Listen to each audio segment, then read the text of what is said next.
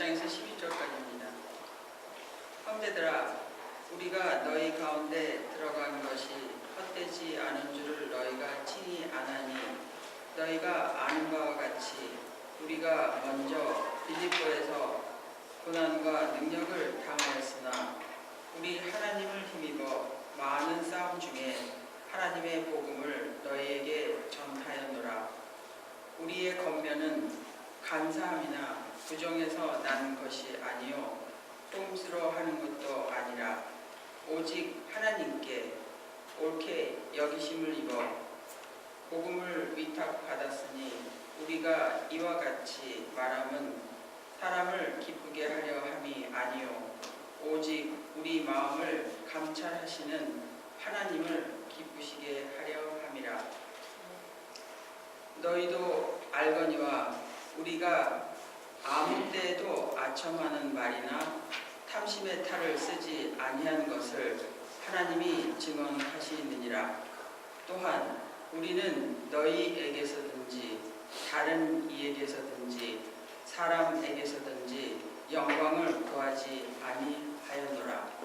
우리는 그리스도의 사도로서 마땅히 권위를 주장할 수 있으나 도리어 너희 가운데서 유순한 자가 되어 유모가 자기 자녀를 기름과 같이 하였으니, 우리가 이같이 너희를 사모하여 하나님의 복음뿐 아니라 우리의 목숨까지도 너희에게 주기를 기뻐함은 너희가 우리의 사랑하는 자됨이라.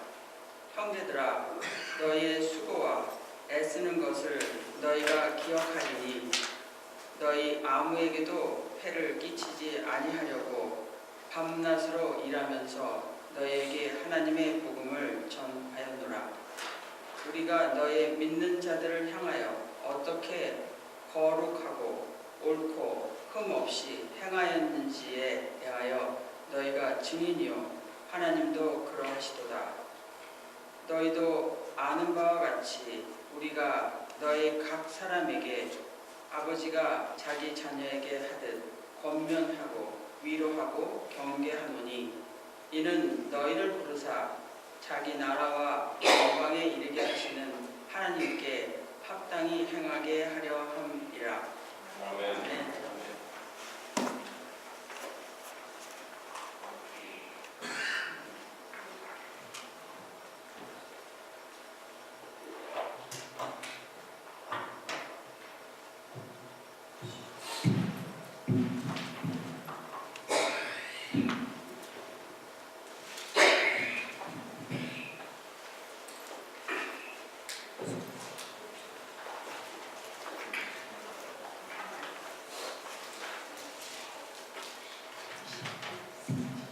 사도 바울이 어느 날 밤에 환상을 보았습니다. 밤에 마게도냐 사람이 마게도냐로 건너와서 자신을 도와달라고 하는 환상을 보고 마게도냐로 건너가서 복음을 전하기 시작하는데, 그것이 우리가 알고 있는 빌립보 교회의 개척입니다. 마게도냐의 첫 성이 빌립보였었으니까 그때 누구를 만났죠? 우리가 잘 아는 자주 옷감 장사 리디아를 만났죠. 그래서 마게도냐의 전도는 아주 순조로워 보였어요.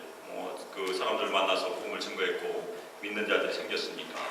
그런데 지나가다가 점치는 귀신 들린 여종을 구해주는 일을 합니다. 좋은 일을 했어요. 귀신 들린 사람을 치유를 했는데 그것 때문에 어떤 일이 일어납니까? 오히려 체포가 돼서 매를 심하게 맞고 감옥에 갇히는 일을 당해. 세상에 좋은 일을 할 때 다 좋은 일로 보답받지 않는다는 일입니다. 어려운 일을 당했어요. 그런데 하나님께서는 이 어려운 일을 통해서도 또 복음을 증거하세요. 어떤 일이 일어납니까? 감옥에 갇혔다가 그 감옥의 간수에게 복음을 증거해서 간수의 가족들이 또 예수를 다 믿어요. 그래서 빌립보 교회의 처음 시작은 루디아와 그 빌립보 간수가 처음 시작일 것입니다. 그리고 바로 빌립보 성에서 넘어간 곳이 바로 저희가 읽고 있는 이 데살로니가 전서의 배경이 되는 데살로니가입니다. 그런데 안타깝게도 데살로니가에서는 오래 머무르지 못했어요. 회당에서 3번의 안식일 동안 복음을 증거했다고 그렇게 사도행전을 기록하고 있습니다. 세 번의 안식일이면 저희가 3주라니까 21일 정도밖에 되지 않아요. 복음을 듣고 헬라인들이 많이 예수를 믿었어요. 그런데 복음을 전할 때 항상 순풍에 돛단 듯이 좋은 일만 일어나는 것이 아니에요. 오히려 유대인들의 큰 저항을 만나게 돼요. 그 유대인들의 저항 때문에 결국에는 데살로니가에 오래 머물지 못하고 다음 선교지인 베레아로 넘어갔어요. 그런데 단 몇 주 만에 데살로니가를 떠났기 때문에 데살로니가에서 있었던 복음 전도는 완성되지 못했다는 것이 어려움이었었어요. 미완성인 채로 남아있었어요. 중간에 바울은 그것을 완성시키기 위해서 디모데를 보냈어요. 그런데 아마도 데살로니가 교회의 교인들은 그것에 만족하지 못했던 것 같아요. 선교를 하다가 급작스럽게 떠난 바울에 대한 불신이 생겼고, 또 중간에 다른 또 비극적인 일이 생겼습니다. 성도 하나가 갑작스럽게 죽음을 당했어요. 그런데 사도 바울이 선교를 하고 있을 때 죽은 자가 어떻게 될 것인가에 대한 가르침을 충분히 전하지 못했던 것 같아요. 예수님이 다시 오실 때 우리에게 무슨 일이 일어날 것인가, 우리 성도는 다 알고 있잖아요. 그런데 그 당시에 초창기에 선교할 때는 그것이 다 전달되지 못했던 것 같아요. 그래서 이 데살로니가 교인들은 그것에 당황을 했고, 그 당황은 사도 바울에 대한 불신과 공격으로 이어졌을 가능성이 있습니다. 그래서 오늘 본문 우리가 읽은 것은 사도 바울이 자신의 변호에, 자신의 선교 사역과 자신의 사역자로서의 자질을 변호하는, 나는 이러한 사람입니다라는 그런 변호예요. 더 나아가서 저희가 이미 살펴봤던 것처럼 사도 바울이 나를 닮고 예수님을 닮으라고, 예수님을 본받으라고 그렇게 권했는데 자신을 삶의 모델로, 사역자의 모델로도 제시하고 있는 그런 본문입니다. 먼저 사도 바울은 자신이 복음을 전하기 위해서 데살로니가에 들어갔는데 그것이 헛되지 않은 줄을 안다고 말문을 열기 시작합니다. 저희가 이미 살펴봤던 것처럼 데살로니가에서도 성령과 확신과 능력이 있었어요. 저희가 이것을 줄여서 말하면 성령의 능력도 분명히 있었고, 성령께서 주신 확신으로 많은 사람들이 회개하고 예수님께 돌아온 것이, 그것이 열매였었습니다. 분명한 열매가 초창기 사역에 있었어요. 그러면서 자신이 그동안에 당했던 그런 고난을 나눠줍니다. 빌보에서 고난을 받고 능욕을 당했다. 고난과 능욕은 전혀 다른 일이죠. 고난은 이 땅에서 우리가 그리스도인으로서 당하는 것들을 대부분 고난이라고 합니다. 그런데 능욕은 그것을 지나치는 일이에요. 바울은 빌립보에서 어떤 치욕을 당합니까? 바울은 로마 시민이었었어요. 그래서 정당한 절차를 통해서 재판을 받아야 함에도 불구하고 그런 재판 과정을 거치지 않고 공공연하게 옷이 벗겨지고 채찍질을 맞았어요. 그것은 아주 수치스러운 일이었었어요. 바로 그 얘기를 하고 있는 것입니다. 바울과 당시 동행했던 실라는 그러한 고난과 능욕을 먼저 당했지만 용기를 잃지 않았어요. 포기하지 않았어요. 그리고 도착한 데살로니가에서도 처음에는 복음을 아주 순조롭게 전했지만 역시 아주 강력한 반대에 부딪히게 됩니다. 바울을 반대했던 유대인들이 어떻게 했습니까? 바울이 머물고 있던 집을 습격을 했어요. 소동을 벌이고, 마침 다행히 바울이 그 집에 없었어요. 그래서 바울을 보호하고 있던 야손은 영어로 하면 제이슨이에요. 제이슨. 야손을 끌고 다녔어요. 우리가 이 대목에 살펴볼 수 있는 것이 무엇입니까? 예수 그리스도의 복음을 전하는 일은 하나님의 일이에요. 이 땅에서 하나님의 일을 함에도 불구하고 고난을 받을 수도 있고 치욕을 당할 수도 있다는 얘기입니다. 하나님의 일이 아니더라도 저희가 사업이나 직장에서 선한 일을 했음에도 불구하고 오해를 당하기도 하고 비난을 당하기도 합니다. 하나님의 일을 하거나 이 땅에서 선행을 했을 때 당하는 고난을 이상히 여기지 말라고 예수님께서 말씀하세요. 왜 그렇습니까? 예수님을 이 세상이 먼저 미워했기 때문에 그렇다는 얘기예요. 예수님을 따르는 사람들도 이 세상은 미워하게 돼 있습니다. 경건하게 살려고 하는 자는 반드시 고난을 받는다는 게 성경 말씀입니다. 그래서 우리가 이 땅에서 열심히 복음을 증거하거나 선행을 하더라도 고난을 당할 수도 있고 여러 가지 어려움을 당할 수 있습니다. 왜 그렇습니까? 우리가 살고 있는 세상은 우리가 매주 만나서 예배드리는 이 교회와 다른 곳이 타락한 세상이고 하나님을 떠난 세상이고 하나님을 대적하는 세상이기 때문에 그래요. 예수님께서도 이 타락한 세상에서 공생애를 사셨어요. 33년의 자신의 인생을 땅에 거하셨습니다. 그리고 우리와 동일한 어려움을 다 당하셨어요. 바울도 예수님의 그 생애를 알았기 때문에 자신이 당하는 고난과 능욕을 어떻게 취급했습니까? 기뻐함으로 받아들였어요. 그러니까 팔복의 말씀 끝에 보면 무슨 말씀이 있습니까? 나로 인하여 너희가 박해를 당하더라도 기뻐하라. 그 말씀을 가지고 베드로와 요한도 매를 맞고 박해를 당했을 때 기뻐했어요. 그리고 빌립보에서 감옥에 갇혔던 바울과 신라는 어떻게 했습니까? 손과 발이 다 묶여서 꼼짝하지 못하고 있는데 그때 어떻게 했습니까? 기도함으로 하나님께 찬송을 올려드리기 시작했어요. 그때 무슨 일이 일어났죠? 진짜 기적이 일어났습니다.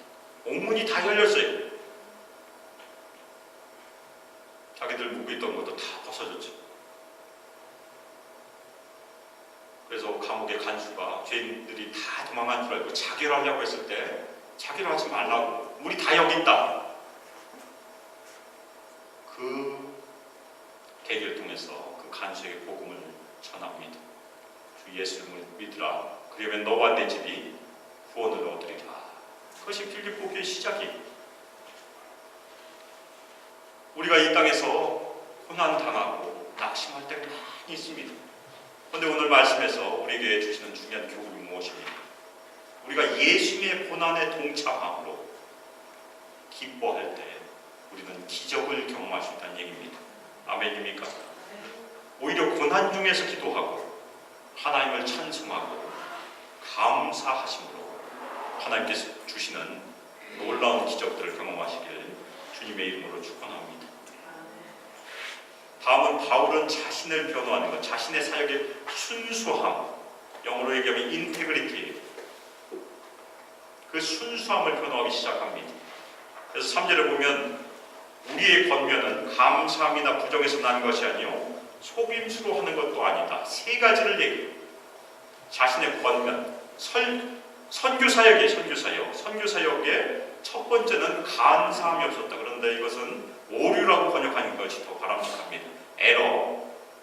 자신이 전하고 있는 메시지에는 어떤 오류가 없었다는 그런 증언이에요.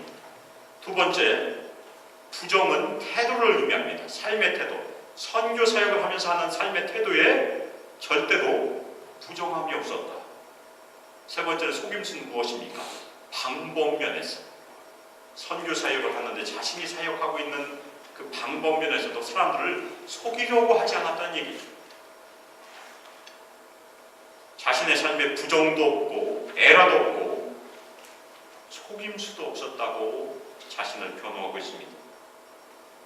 정직하다고 자신을 변론하는 것이, 오래전에 한국에서 교회를 다닐 때 좋은 게 좋은 거다라는 그런 말이 유행한 적이 있어요. 들어보신 분이 있을 것입니다. 이 말은 어떻게 사용이 됩니까? 동기나 방법이 좋지 않아도, 원칙을 지키지 않아도 결과가 좋으면 다 좋은 것이다. 그냥 무시하고 넘어가라는 의도로 많이 사용돼요. 그래서 성경적인 가르침을 조금 양보하고, 많이도 할 것 없이 조금만 양보하고, 태도의 순수함도 조금 양보하고, 사역의 방법이나 동기에서도 조금 양보하더라도 교인들의 숫자가 늘어나고 헌금이 늘어나서 큰 교회 건물을 세워서 그것을 하나님께 헌당해드리면 하나님께 영광이 되겠다는 교회의 성장주의, 그런 말이 우리도 거기에 예외가 안 될 것입니다. 우리 앞에도 좋은 게 좋은 거다라는 것이 항상 존재해요. 개인적으로도 존재하고 교회적으로도 항상 존재합니다. 많이도 양보할 필요 없어요. 조금만 눈만 감으면 우리가 세상적인 성공을 추구할 수 있는 길들이 보일 것입니다. 우리는 무엇을 선택하길 원하십니까? 세상적인 성공을 위해서 약간만 눈을 감겠습니까? 눈만 한번 질끈 감겠습니까? 아니면 세상적인 성공을 포기하고 어려운 길을 걸어가시겠습니까? 이 말에 저희는 말로는 쉽게 아멘이라고 대답할 수 있어요. 그런데 교회 사역에서나 저희 삶의 현장에서 실천으로 대답할 것은 많은 용기가 필요합니다. 운전하면서 55마일 지역에서 55마일을 지키고 가는 것은 엄청난 용기가 필요하다는 말씀을 오래전에 들었어요. 어떤 목사님이 말씀하셨어요. 제가 그 얘기 듣고 한국에 와서 100km로 다녀본 적이 있어요. 그러면 많은 사람들에게 폐를 끼치게 되어 있습니다. 계속해서 저를 피해 가야 되니까. 한번 내일 나가서 한번 해보세요. 55마일 지역에서 55마일 다 밟고 가면 많은 차들이 아마 비켜서 갈 것입니다. 교통법규를 지키는 것도 용기가 필요하다는 얘기. 왜 그렇습니까? 이 세상은 눈을 질끈 감고 자신의 길을 가는 것이 이 세상이라는 것입니다. 그리고 주변의 크리스천들도 하나님의 말씀처럼 지키고 사는 사람들이 그렇게 많지 않아요. 제가 직장 다닐 때 오히려 크리스천이 저에게 와서 뭐라고 얘기했는지 아십니까? 적당히 살아. 튀지 말고. 그것이 크리스천들이 저에게 해준 말씀입니다. 심지어 우리 주변 교회들도 그렇게 살 수 있어요. 그것이 우리가 사역하고 있는, 살고 있는 이 세상의 풍조일 수 있습니다. 그래서 이 세상의 법칙을 거슬러 산다는 것은 쉽지 않은 일이고 용기와 담대함이 필요한 일입니다.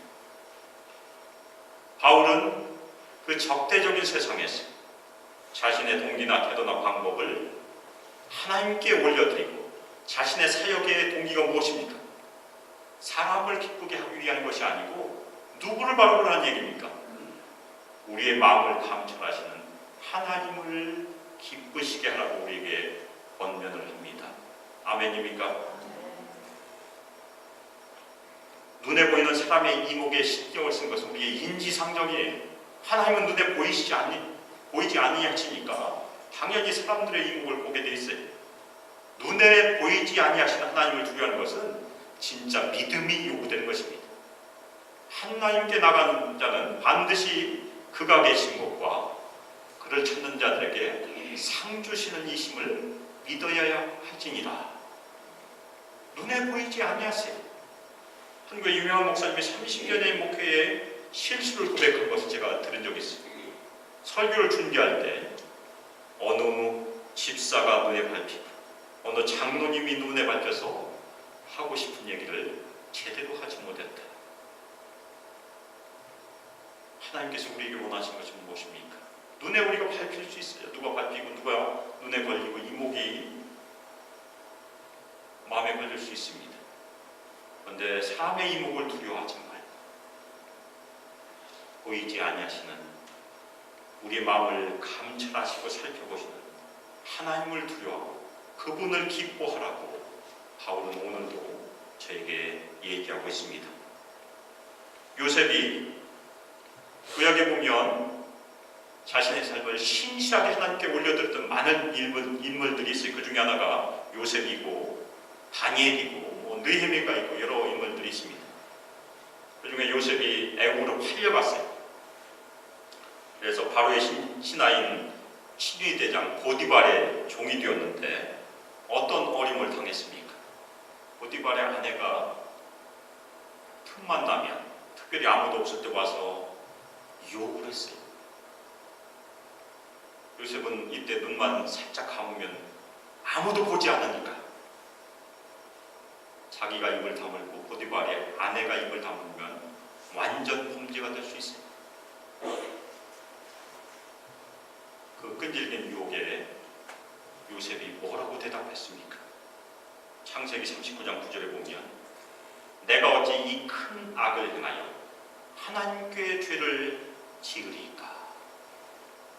요셉은 눈에 보이는 보디발의 아내의 이목을 생각한 것이 아니고 누구를 생각했습니까?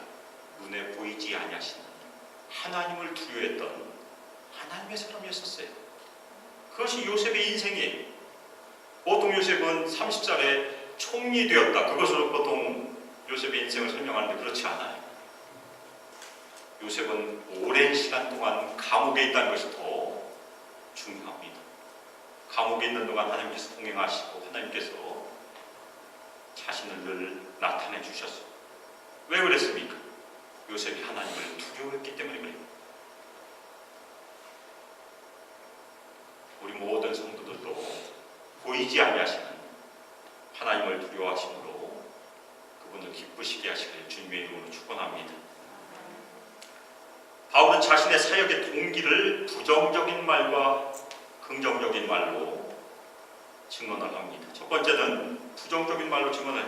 나는 아첨의 말로 가지 않았고 탐심의 탈로 가지 않았다. 하나는 말이고 하나는 우리 외향입니다. 아첨은 무엇입니까? 사람들의 환심을 사기 위한 방법이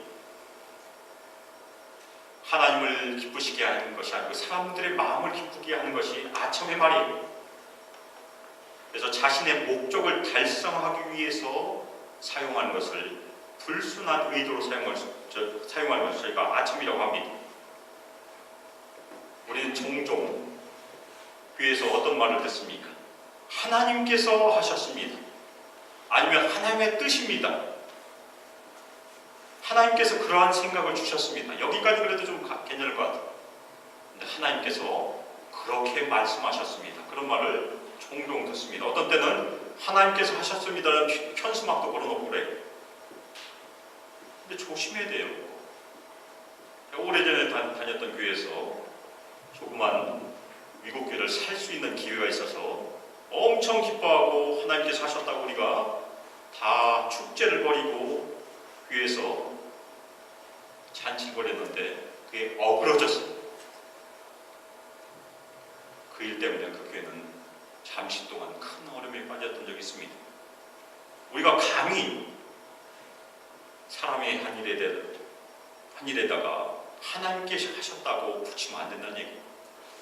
대부분은 우리 사람의 한 일이고 사람의 뜻이고 사람의 생각인 경우가 많습니다. 더군다나 하나님께서 말씀하셨다는 것은 굉장히 위험한 일이에요. 하나님의 이름을 가볍게 언급하는 것은 우리가 금해야 되는, 말로서 금해야 되는 중요한 그런 일이기도 합니다. 이 아침에 말하는 그 사역자의 진정성, 사람의 진정성을 의미해요. 자신이 삶으로 보여주고 말로 선포하는 그 메시지를 훼손한 일이기 때문에 더더욱 우리가 금해야 됩니다. 탐심의 탈은 무엇입니까? 탈은 겉으로 보기에는 광명한 천사일 수 있어요. 그렇지만 속에는 불순한 동기가 있다는 것이 탐심의 탈이죠. 무슨 탐심을 저희가 경계해야 됩니다. 돈이나 명예나 사람들을 착취하는 그런 탐심이 있을 수 있어요. 그런데 바울은 나는 아첨의 말을 하거나 탐심의 탈을 쓰지 않았다고 데살로니가 사람들에게 담대하게 말하는데 두 사람의 증인을 불러 세웁니다. 첫 번째 너희들이 증인이고 또 누가 증인입니까? 하나님께서 증인한 얘기. 유대인들이 하나님을 증인으로 세운 것은 굉장한 일이에요. 잘못하면 자신이 죽을 수도 있으니까. 예수님께서는 하나님을 증인으로 세웁니다. 바울도 오늘 자신을 변호하면서 하나님을 증인으로 세우고 있습니다. 우리의 삶의 동기나 우리의 의도나 우리의 방법은 사람을 속일 수 있어요. 그렇지만 사도 바울이 우리에게 증거하는 것은 무엇입니까? 다른 사람은 속일 수 있어도 하나님의 눈은 절대 피할 수 없다는 것이 바울의 증언이에요. 우리 모두가 하나님께서 기뻐하시는 내면의 동기와 의도와 방법을 가지시길 주님의 이름으로 축원합니다. 또 하나 태도는 무엇을 하지 않았습니까? 사람에게서 영광을 구하지 않았다고 얘기해요. 개인적인 영광이나 영예를 추구하는 것도 사람의 본성이에요. 다 높아지고 싶어해요. 그런데 사도 바울은 그것은 진정한 사역자, 진정한 성도의 자세가 아님을 오늘 증언하고 있습니다. 많은 사람들이 처음에는 순전하게 시작을 할 수 있어요. 그런데 개인적인 영광이나 영예를 추구하면서 계속해서 높이 올라가다가 바벨탑을 쌓다가 갑자기 추락하여서 사회적으로나 사람들로부터 부끄러움을 당하면서 저희가 종종 보게 돼요. 왜 그렇습니까? 하나님께서는 교만한 자를 대적하시기 때문에 그래요. 베드로전서 5장 5절 말씀에 보면 하나님은 교만한 자를 대적하시되 겸손한 자들에게는 은혜를 주신다고 말씀하고 있습니다. 우리가 굉장히 경계해야 될 일이에요. 교만은 사탄의 특징이기 때문에 하나님께서 아주 싫어하세요. 개인적으로나 우리가 교회적으로 교만을 꼭 피해야 되는 그런 중대한 죄악입니다. 그러면 긍정적인 태도는 무엇이었습니까? 7절 8절 그걸 얘기합니다. 첫 번째는 어머니와 같은 그런 얘기를 합니다. 자신은 유순한 자가 되어 유모가 자기 자녀를 기름과 같이 하였다. 이 데살로니가 교인들은 아주 초신자였잖아요. 예수 믿은 지 얼마 되지도 않았으니까 유모가 젖을 먹이는 것처럼 그렇게 양육했다고 그렇게 증언을 하고 있습니다. 아마도 이 배경에는 모세가 있을 수도 있어요. 민수기 11장에 보면 광야에서 이스라엘 백성들이 고기가 먹고 싶다고 불평한 적이 있었어요. 그러자 모세도 그 얘기를 듣고 하나님께 항의한 말이 민수기 11장 12절에서 얘기하고 있습니다. 이 모든 백성을 내가 개었나이까? 내가 그들을 낳았나이까? 어찌 주께서 내게 양육하는 아버지가 젖 먹는 아이를 품듯 그들을 품에 품고 주께서 그들의 열조에게 맹세하신 땅으로 가라 하시나이까? 내가 저 사람들의 어머니가 됩니까? 그렇게 항의하는 거예요. 그런데 바울은 어땠습니까? 바울은 모세와 달리 처음 믿은 어린 신자들을 겸손한 자세, 유순한 자가 되었어요. 유모가 자기 자녀를 기름과 같이 하였다고 증언을 하고 있습니다. 그리고 자신이 사도이지만 그 권위도 내려놓았다. 그렇게 증언하고 있습니다. 또 하나 긍정적인 특징은 자신의 생명까지도 내줄 정도로 너희를 사랑하였다고 그렇게 증언하고 있습니다. 어떻게 그렇게 할 수 있었을까? 바울은 너희들을 사모하고 너희들을 사랑하였기 때문이라고 말하고 있습니다.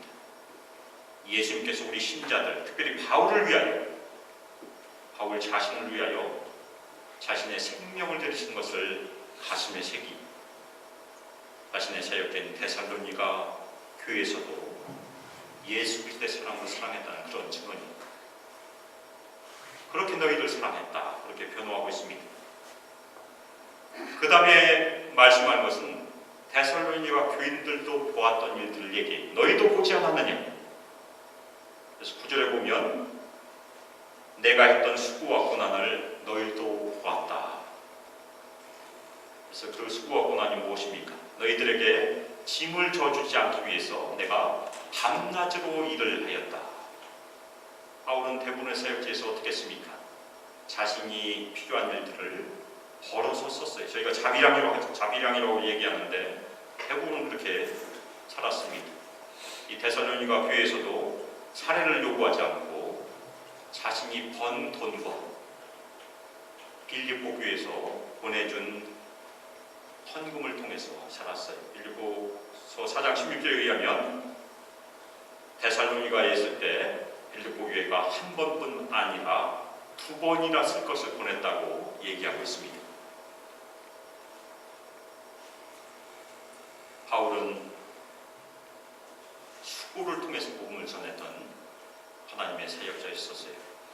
그 다음에 자신의 캐릭터, 자질을 증언합니다. 나는 경건하고 옳고 흠없이 행했다. 담대하게 이렇게 얘기할 수 있는 사람이 이렇게 많지 않을 텐데 바울은 그렇게 얘기하고 있습니다. 그 일에 대해서도 너희가 증인이고 하나님께서도 증인이다. 그렇게 증언하고 있습니다. 그리고 왜 자신이 데살로니가 교회에 도착해서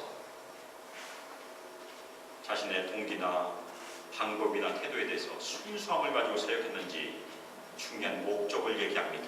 그 목적이 우리가 끝에 나오는 말씀입니다. 3가지 행동을 바울이 했습니다. 그 사역자로서 권면하고 위로하고 경계했던 일을 했는데 그것은 2가지 목적이 있습니다. 하나는 하나님께 대해서 목적이 있었고 또 하나는 성도들을 위한 목적이 있었어요.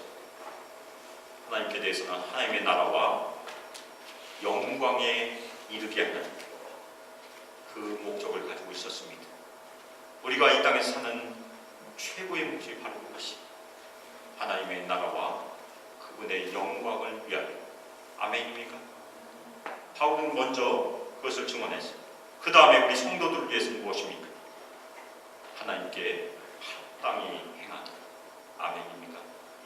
우리가 2가지 목적을 가지고 이 세상을 살라는 얘기.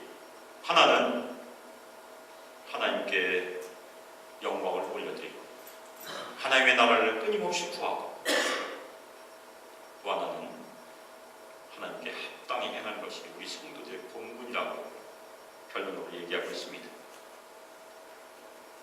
우리는 다 예수를 믿고 하나님 나라에 이미 들어와 있어요. 아멘입니까? 나중에 들어갈 것이 아니에요. 하나님의 나라는 여기서 이미 시작된 것입니다. 그래서 우리는 하나님의 나라와 그분의 영광을 끊임없이 구해야 되는 하나님 나라의 시민이에요. 여기서는 믿는 자는 아무도 예외가 없습니다. 아멘입니까? 따라서 우리는 매일매일 하나님의 다스리심과 예수님의 다스림을 인정하고 순종하는 주님의 제자들입니다. 그래서 우리가 개인적으로 당연히 하나님께 합당히 행해야 돼요. 우리 성도들이 다 그 일에 대해서 행하시리라 제가 믿습니다. 아멘입니까? 우리가 개인적으로 예배드리고 가정예배드리고 삶에서 직장에서 성실하게 사는 것은 다 잘하시라 믿습니다. 그래서 우리가 수직적으로 하나님께 올려드린 일이에요. 거듭난 신자들, 경건한 신자들 당연히 그렇게 살아야 돼요. 그런데 우리가 모이면 또 하나의 어려움이 생깁니다.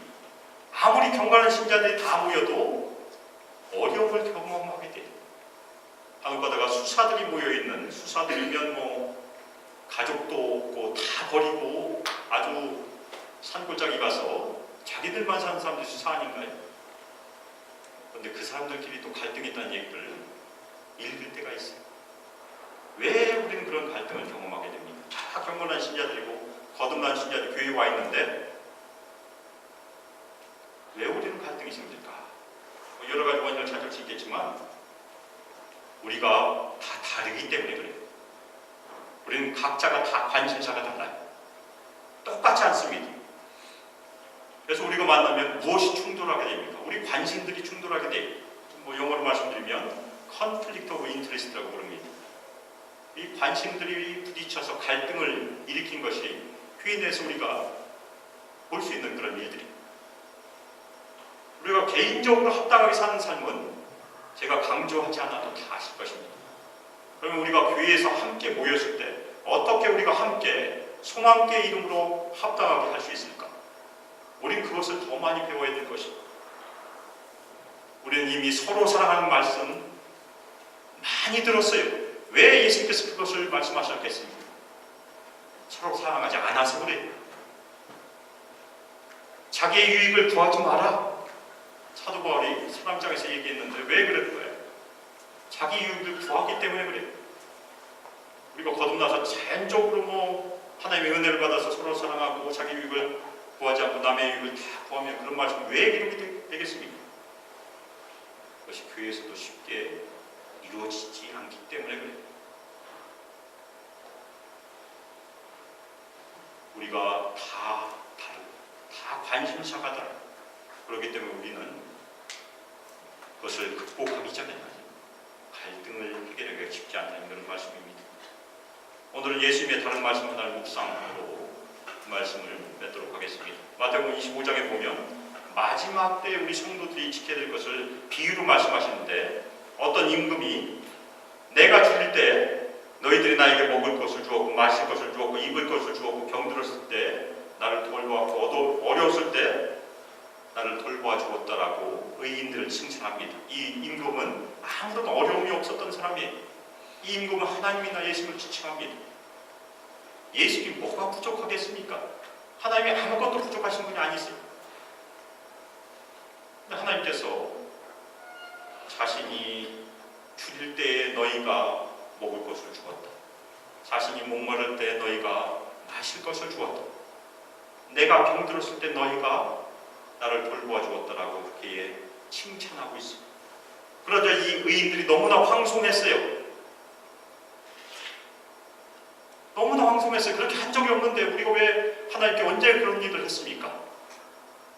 그렇게 반문했습니다. 그때 예수님께서 대답하신 것이 마태복음 29장 40절 말씀입니다. 임금이 대답하여 이르시되 내가 진실로 너에게 이르노니 너희가 여기 내 형제 중에 지극히 작은 자 하나에게 한 것이 곧 내게 한 것이니라 하시고 임금을 예수님으로 그냥 바꿔도 충분할 것 같아요. 예수님께서 대답하여 이르시되 내가 진실로 너에게 이르노니 너희가 여기 바로 여기 얘기합니다. 내 형제 중에 지극히 작은 자에게 한 것이 바로 예수님에게 한 것이다. 그렇게 취급해 주시겠다는 그런 말씀이에요. 큰 교회야 많은 자원이 있으니까 모든 사역을 다 할 수 있습니다. 하지만 저희 작은 교회는 모든 사역을 저희의 능력으로 다 할 수 없어요. 그때 우리가 어떤 우선순위를 가져야 될 것인가, 그것이 오늘 말씀에서 저희가 찾을 수 있는 중요한 그런 지침이 순서를 거꾸로 하라는 얘기입니다. 눈에 보이는 것보다 눈에 보이지 않는 것, 남에게 자랑할 수 있는 것보다 진짜 필요한 것, 돋보이는 사람들보다 돋보이지 않고 진짜 연약한 자들, 그 사람들을 먼저 섬기는 것이 나에게 한 것이다. 그것이 예수님의 말씀입니다. 그래서 교회 내에서 서로 합당하게 행하기 위해서는 우리가 먼저 무엇을 부인해야 됩니까? 나의 관심을 먼저 부인해야 됩니다. 그것이 우리가 먼저 해야 될 일입니다. 내가 가지고 있는 그 관심을 먼저 부인하고, 그러면 예수님의 관심이 무엇일까? 그것을 우리가 기도함으로 찾는 것이 우리가 이 땅에서 함께 합당히 행하는 일입니다. 그래서 연약한 자들을 섬기는데 우리의 자원을 배분하고 섬기는 것이 예수님께서 기뻐하신 일이고, 당연히 하나님께 우리가 함께 합당히 드리는 그런 사역이 될 것입니다. 우리가 개인적으로 예수님을 믿는 자로서 우리의 삶의 동기나 우리의 삶의 태도나 우리의 삶의 목적이나 방법이 다 순결하게 하나님께 올려드리시기를 주님의 이름으로 축원합니다. 우리 가정에서도 우리가 자녀들을 양육하고 자녀들을 교육할 때 당연히 우리 동기나 태도나 방법 면에서도 다 하나님께 거룩하게 되시길 주님의 이름으로 축원합니다. 또 하나, 우리가 매주 모여서 하나님께 함께 예배드리고 우리가 흩어져서 속으로 모이고 여러 가지로 모일 때 우리 교회입니다. 우리 소망교회가 이 땅에서 존재하는 이유, 그것을 늘 가슴에 새기시고 하나님의 나라를 구하고 그분의 영광을 구하고 이 땅에서 우리가 소망교회 공동체로서 하나님께 합당히 올려드리기 위해서 먼저 우리가 가지고 있는 관심을 부인하시길 주님의 이름으로 축원합니다. 그래서 예수님께서 우리에게 부탁하신 것처럼, 당부하신 것처럼 우리 소망교회에서 우리가 예수 그리스도의 사랑으로 연약한 지체들을 우선으로 섬겨서 주님을 기쁘시게 하고 하나님께 합당히 섬겨서 주님의 칭찬을 받는 소망교회로 이 땅에서 오랫동안 사역하시길 주님의 이름으로 축복하며 기도합니다. 시간 합심해서 기도하실 때 오늘 말씀에서 우리가 동기, 태도, 방법, 그것이 바울이 자신이 순수했다고 그렇게 자랑했습니다.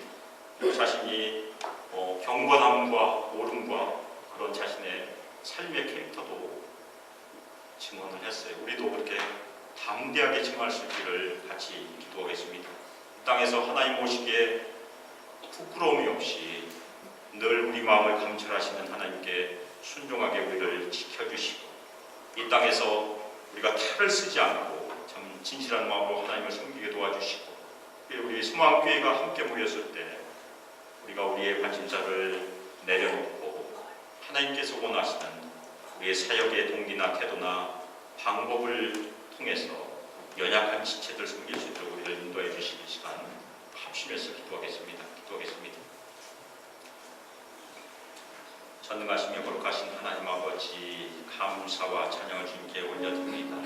주께서 우리를 사랑하시고 이제는 주 예수 그리스도의 은혜와 하나님의 사랑과 성령 하나님의 교통하심과 능력 주심이 이 땅에서 예수 그리스도의 길을 본받아 자신의 관심을 부인하고 다른 성도의 유익을 구하며 함께 우리가 소망교회 공동체로서 하나님께서 기뻐하시는 동기와 태도와 방법을 가지고 이 땅에서 연약한 자들 먼저 섬김으로 예수님을 기쁘시게 하며 하나님을 기쁘시게 하기를 결단한 저희 소망교회 가족위에 함께하기를 주 예수 그리스도의 이름으로 축복하며 기도합니다.